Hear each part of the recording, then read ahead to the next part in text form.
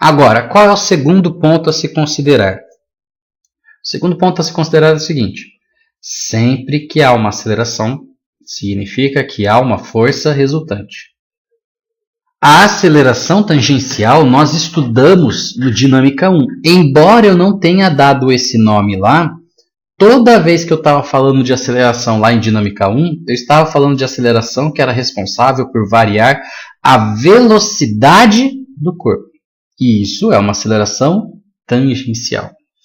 Nós vamos agora estudar o outro tipo de aceleração, que é a aceleração centrípeta.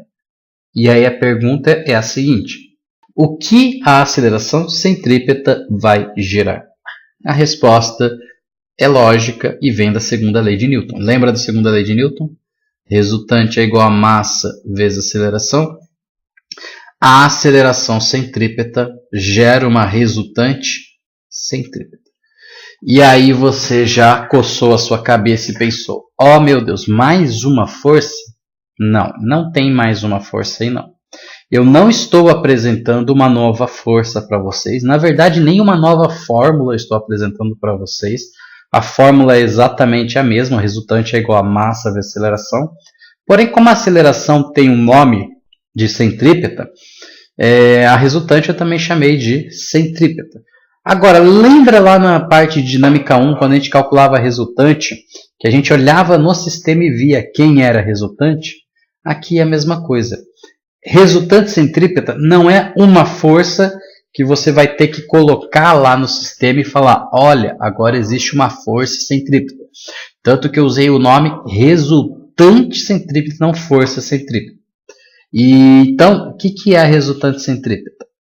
É uma ou mais forças que farão o papel da força resultante.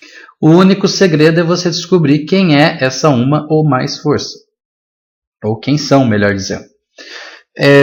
Como é que a gente vai fazer isso? Bom, vou fazer isso em alguns exemplos, né? Acho que a melhor forma de aprender isso é em alguns exemplos.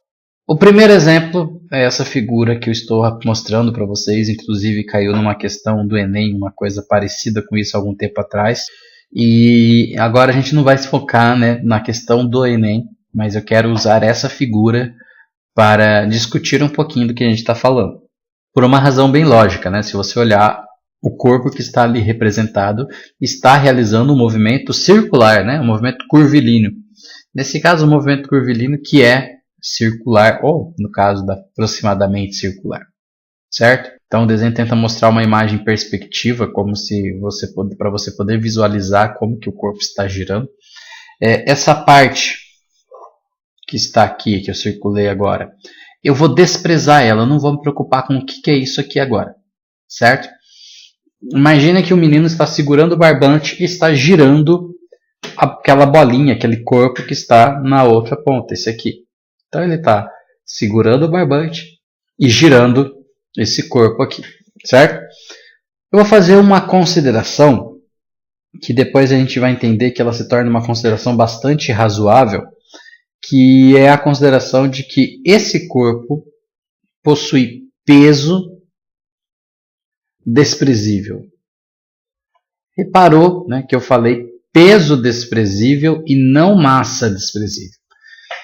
Qual a diferença? A diferença é que peso é uma força, massa é uma outra grandeza. Na verdade, massa pode ser chamada a medida da inércia de um corpo. Se eu falasse que a massa era desprezível, eu estaria dizendo que a massa seria insignificante, automaticamente o peso também seria desprezível, obviamente, né? Porém, o meu problema seria... surgiriam alguns problemas. Agora, quando eu digo que o peso é desprezível, o peso é uma força. Eu estou dizendo que perante outras forças que aparecem no problema, a força peso pode ser desprezada. Ok? Então, nós não vamos desprezar a massa, porém nós vamos desprezar o peso.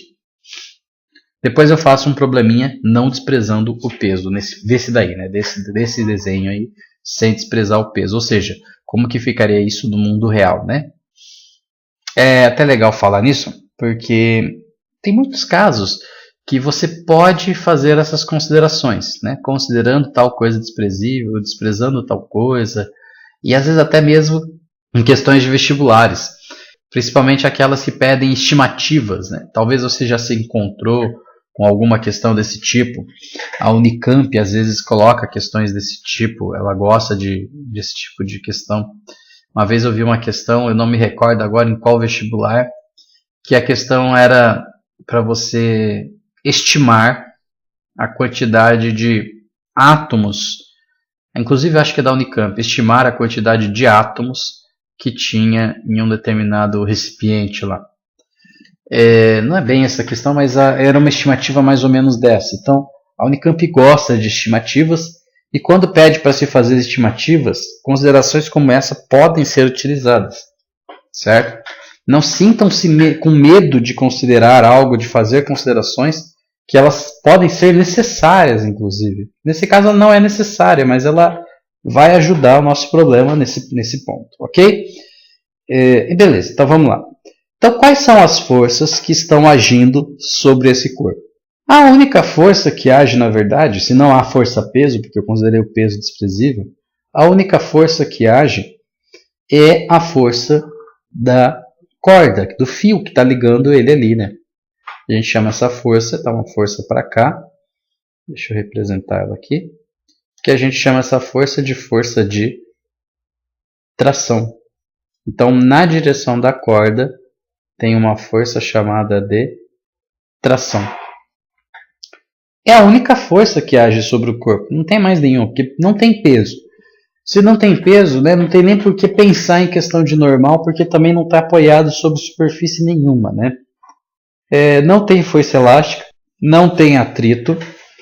Então, quer dizer, não tem por que você pensar em outras forças. Não existem outras forças. Beleza.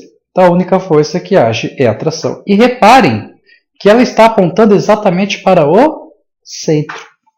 Lembra que eu disse que se existe movimento circular, existe uma aceleração centrípeta. E se há uma aceleração centrípeta, há uma resultante centrípeta. Quem é a resultante centrípeta nesse caso? Quem é a força que aponta para o centro? Simples, é a tração. Ela é a força que está apontando para o centro. Então, a resultante centrípeta é a força de tração. Agora, vamos lembrar? Resultante centrípeta não é massa vezes aceleração centrípeta? E a aceleração centrípeta? Não falei anteriormente que pode ser calculado como sendo V ao quadrado sobre o raio? Então eu posso escrever assim: resultante centrípeta é igual a mv ao quadrado sobre r. Isso daqui significa que se a resultante centrípeta é T, então a tração é igual a mv ao quadrado sobre r. Uma coisa interessante, tanto faz se esse sobre R está apenas embaixo do V, ou se está abaixo do V e do M ao mesmo tempo, ou seja, se esse tracinho prolongar por tudo. Porque na verdade, na álgebra, tanto faz se você multiplica primeiro e depois divide, ou se você divide primeiro e depois multiplica. Então, se por exemplo, se eu fizer 2 vezes 3 dividido por 4, se eu fizer primeiro 2 vezes 3, 6, 6 dividido por 4 vai dar 1,5. Ou se eu fizer 2 dividido por 4 dá meio, meio vezes 3 também dá 1,5. Então quer dizer que tanto faz você multiplicar e depois dividir, ou dividir e depois multiplicar, certo?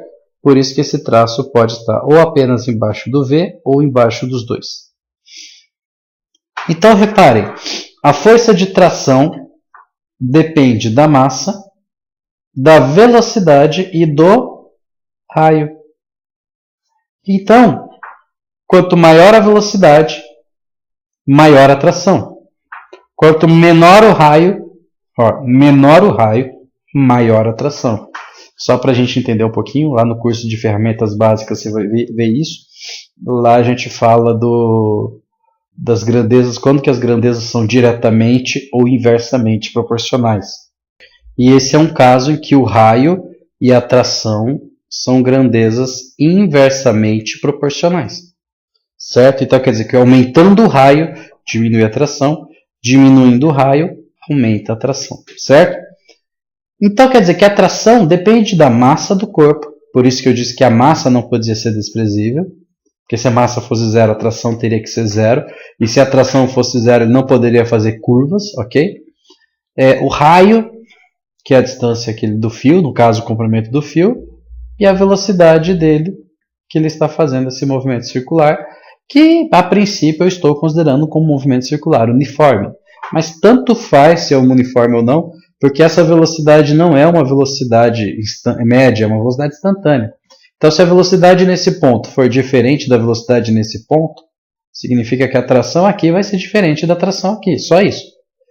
Nesse caso do problema enunciado, daria uma diferença no raio da curva, tudo mais, mas a princípio o que você tem que saber é que não importa se o movimento circular é uniforme ou não, né? Importa que a velocidade é a velocidade no instante em que você está medindo a força, certo? Nesse instante representado aqui.